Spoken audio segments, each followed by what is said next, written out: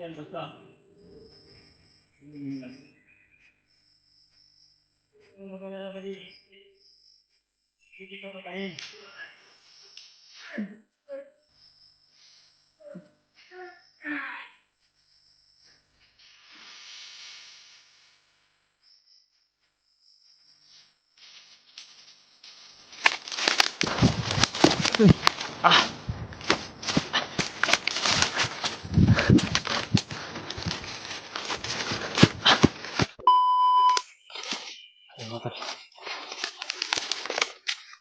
Tingnan ko na yung kanina mga tol, yung pinuntahan ng 3 bandido. Pagkaabot ko doon sa itaas na yun, wala para silang balak na magtayo doon ng kubo. Talagang doon na sila dumaan. Ewan ko kung saan sila pupunta. Ngayon yung gagawin ko mga tol, talagang maghanap ako ng pwede ko na pagkunan na impormasyon kung saan banda o saan banda ako ngayon o kung saan banda yung mga kasama ko ngayon.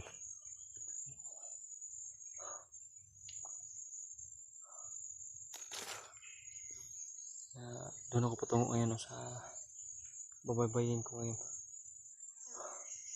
Kahit mahina yung katawan natin mga tol, at pipilitin rin natin na maglakad para makahanap talaga tayo ng sagot sa ating problema. Tingin ko talaga mga tol, naligaw ako ba? Naligaw ako ng location. Tingin ko hindi na ito tama tong dinadaanan ko ngayon, itong binabaybay ko ngayon. Nasa isipan ko rin naman, siguro medyo malayo pa talaga ako sa mga kasamahan ko kasi sa sobrang tagal na hindi ako nakabalik akyat, hindi nakabalik explore. Kaya ito siguro yung hinala ko na naligaw o kung ano talaga yung sagot dito. Baka mali lang tayo nakakala, baka ito yung location pa rin na dinadaanan nila. Ito yung binaybay ko ngayon, sinusundan ko ngayon. Sana may sagot talaga.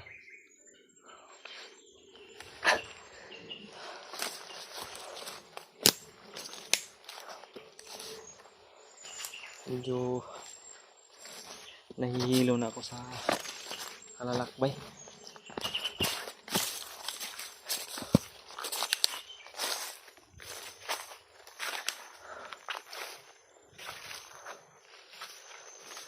Buti nawala yung ulan.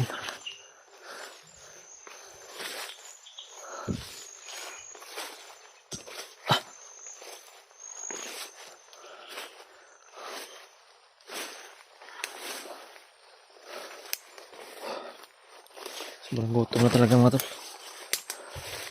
Kaso wala talaga tayong nakita na may puno sana ng papaya. Kaso walang bunga. Baka marami pa to sa unahan. Tumatulog puno ng papaya. Baka marami to sa unahan. Hanap tayo. Sobrang gutom. At uhaw na. Maganda kasi yung papaya mga tol. Kasi mabubusog tayo. At mawala pa yung uhaw natin. Kasi may kasamang katas tong papaya eh. May parang tubig ba. Juicy kasi yung laman ng papaya. Sumakit na yung ulcer ko. Yung kuto-kuto ko ba.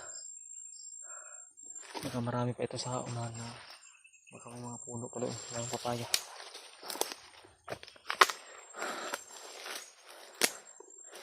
Talagang namumutol siguro talaga ng puno itong mga bandido nandito mga tol.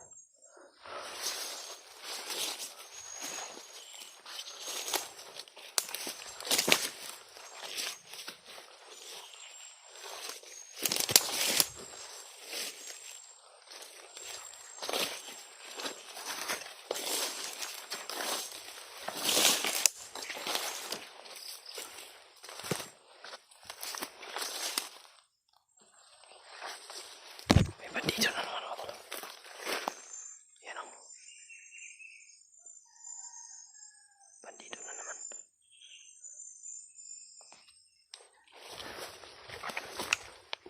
maganda siguro mga tol na magpanggap ako kahit wala akong damit na pang katawan.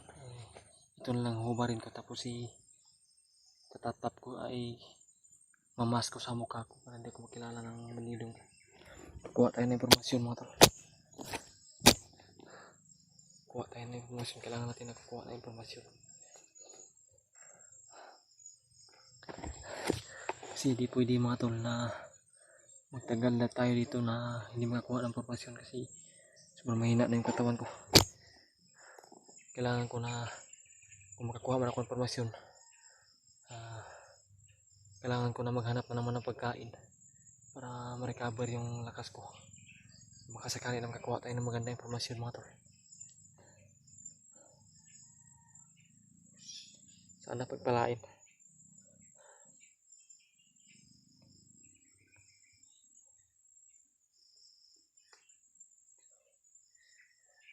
Hindi na siguro tayo makilala nito mga tol. Pag-pray niyo po tol, ipagdasal niyo po mga tol yung kaligtasan ko dito. Sa ngayon, sobrang nahihirapan na talaga ako mga tol. Pero talagang kakayanin ko kahit na mag-isa. Sinusearch tayo, umakyat tayo na mag-isa. Kaya ito yung gagawin ko ngayon. Buwis buhay na to. Sana hindi tayo mahalata ng bandido ito. Nakahukas din. Nakahubad din ang katawan.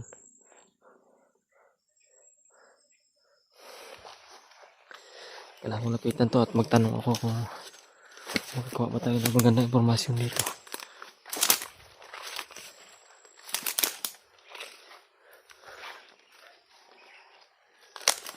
Tarzan siguro to. Umakyat oh.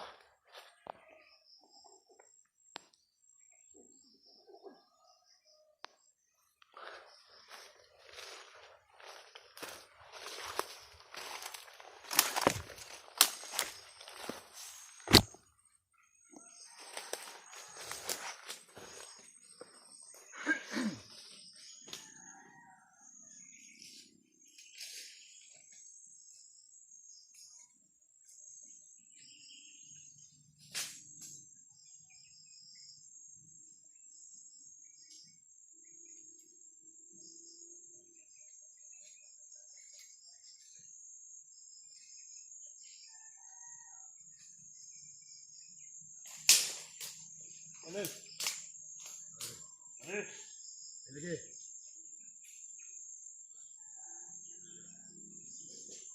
Mga kauban siya, pre. Ha? Mga kauban? Mga kasamahan ba? Oo. Mga tayo mga kasamahan ito. Wala na ba di?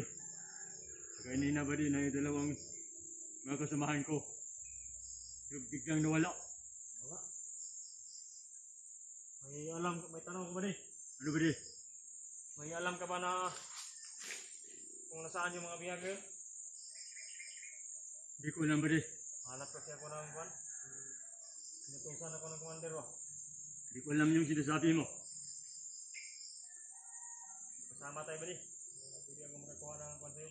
Okay. Walang problema yan. Ha? Walang problema. Ilang araw na ako naglakbay ba di? Wala akong kwan ba? Sinutusan kasi ako ng commander. Mayroon akong mga kasamaan ba di? Mayroong dalawa dito. Oh. Nag-aabang sa akin. Pero kanina lang ako dito na umupo. Hindi ko na sila nakita. Nahanap mo yung mga kasamaan mo, Bade? Oo, Bade. Nahanap ko din yung mga kasamaan ko. Pakitulak ang baril, Bade. Baril ba? Wala, Bade. Wala akong nadala na baril. Hirap yan, Bade. Baka yung mga kalaban na makapasok dito, di ka makalaban yan. Yung baril mo, Bade? Ha? Ano yung baril mo? At ito, Bade? Ah. Yung baril ba di? Issue ito ng commander. Yung baril ko. Mayroon. Pero wala iwan ko. Iwan? Ano ba? Bihag ba di ba? Kaya nakuha na nalaman kung saan yung mga bihag ngayon. Hindi ko alam yung ba di sinasabi mo. Ha? Hindi ko alam. Wala kang mga nabalitaan ng bihag? Wala. Ano mo sinasabi ko sa inyo, sa iyo? Wala ko alam dyan. Ano kayo bali dito kayo? Doon sa kabilang bundok. Ha? Sa kabilang bundok. Dalam bundok may makasama tayo doon. Nandun. Ang sobrang dami doon. Marami doon. Oh. Okay pa ba rin? Butas. Wala ba di? Wala pa po isyuhin ano. Yung mga kuha namin. Wala kayo na nalalaman na bihag ba rin? Kung saan talaga nilagay ba rin? Wala. Gusto ko ito ba rin? Ay mga kabanta laghan. Oh. Maan. Ikaw ba di? Bilhin ako si Manny. Ay, salamat ba di? Dan salamat na ni ba di? Hindi ko maingon sa kwan. Oh. Ay bihag ito ba di ba? Nandun. Oh. Gwapo ni Armas mo ba di ba? 45. Uy. Sira ba di ah? Ano to ba di? Salamat ba di? Salamat ba di? Hindi ko punta ba rin? Oh. Bali. Uy. Lantado ka, hindi mo alam ha. Bali, kasama tayo bali. Wala akong bali. Wala akong sinasanto bali. Hindi mo tutok yan bali. Sama yan bali. Tutok yan. Tutok yan bali, paputok. Wala kang kwenta bali. Ha? Papatayin kita. Kasama tayo bali. Lagot ka Commander Bagnot kung malalaman niya yan. Magka-traitor ka ha? Magka-traitor ka ba? Ikaw ang traitor ba di? Bakit sinatay, ikuhan mo sa yung armas mo? Bakit binigay mo sa akin to? Badi oh? Putok yan badi. Puputok yan basta. Putok yan badi. Kunin mo yan. Huwag kang mag-alala badi. Hindi kita patayin.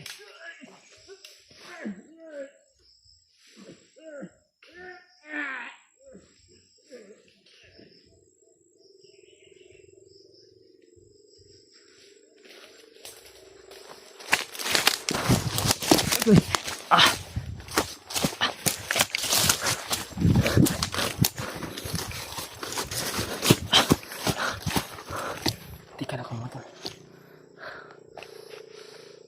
Tarantado yung bandido na yun.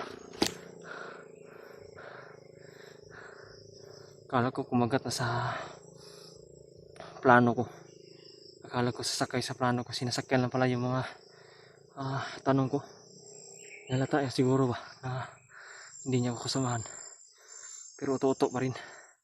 Sinabihan ko na baka siya yung traitor. Sabi niya na hindi daw. Ako daw yung traitor. Pero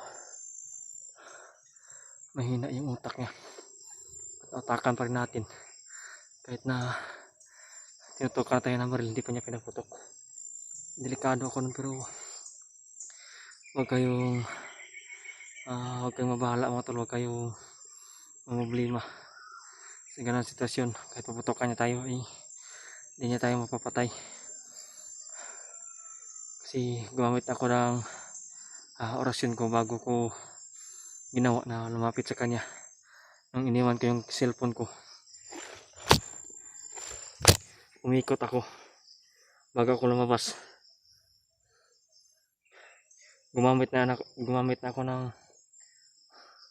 orasyon na hindi niya magkakalabit itong baril ko. Kasi kanina magtutok sa akin ganyan ng ganyan siya, kaso sabi niya sira daw yung baril ko. Sira daw ba? Sira. Pero di niya alam na gumamit ako ng orasyon. Pag nasa kamay ito ng kalaban, hindi nila ito magagamit na ipuputok sa atin. Nagkamali lang siya ng kwan.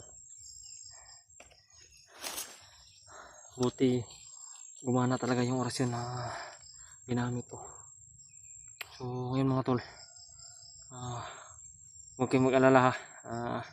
Sa ganung sitwasyon ay hindi delikado yung para sa akin, hindi delikado yung para sa amin. Kasi alam ko at alam namin na kung nasa critical na yung buhay ay may orasyon kami.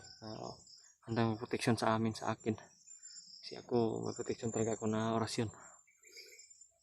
Yun mga tol, kahit anong itanong ko, kung may alam ba siya na kung saan ang mga bihag, kung saan location ng mga bihag. Talagang hindi siya sumbong, wala na siyang alam. Baka tingin ko talaga mga tol, baka naligaw talaga ako. Baka itong grupo na nandito ay hindi ito kasama sa grupo ng may hawak kila Brad Janry. At doon banda sa kabila, baka itong grupo na ito ay iba yung mga mission na pinakuan sa kanila. Sinubukan ko talaga mga tol, itanong, rinig ko naman siguro sa video, sa camera ko. Wala talaga daw siyang alam. At yung mga kasamahan daw niya na dalawa ay bigla daw nawala. Sa tingin ko, tatlo na sila dito. Ewan ko kung ano yung pinupunta nito. Basta yung pinatay ko kanina na una ay namumuto lang puno. Baka nangunguha sila ng puno. At ito ngayon, yung nakita ko siya bago ko siya nilapitan, bago siya tinanong, umakyat siya sa puno para may titingnan siya ng mga anggulo, kung ano yung mga anggulo natin tingnan niya. Buti yung kanina, yung kasamahan niya na isa, nung pinaslang ko na gamit yung orasyon, nakahalata yun na nawala yung kasamahan niya, pero wala siyang malay na nasa tagiliran na niya ako, nakatagulilong, at pinatay ko na siya ulit. So yun mga tol, yung sabi niya ay doon sa kabilang bundok marami na daw na kasamahan doon na mga bandido. Iwan ko kung tauhan ba ni Bagnot o sino itong mga ito. Sa tingin ko talaga naliligaw ako mga tol. Ito siguro yung sagot mga tol. Nalaman ko ngayon. Parang naliligaw talaga ako sa location. Hindi ko alam kung saan location na ito. At nakalimutan ko rin na tanungin sa kanya kung anong pangalan ng lugar ito, kung anong pangalan ng location ito, anong pangalan ng bundok na ito. Kasi yun mga tol, hanggang dito lang po muna siguro. At magpatuloy ako sa paglalakbay. Kasi parang nahilo na talaga yung paningin ko mga tol.